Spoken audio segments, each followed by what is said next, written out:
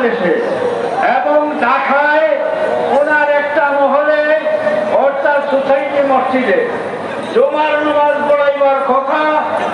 ওইখানেও যে লোকটা গোটা বাংলাদেশে এবং গোটা পৃথিবীতে দরবেশ নামে পরিচিত মোহাম্মদ আলী, সে ওই দিন দুঃখা দিয়ে লামনবীতে মসজিদে জুমার নামাজ পড়াইবার চেষ্টা করেছিল।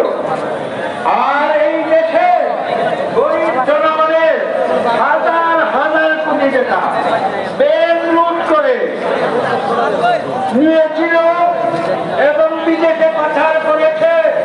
আজকে আমরা কি দেখলাম, জাতি কি দেখলো, ইতিহাস সাক্ষী।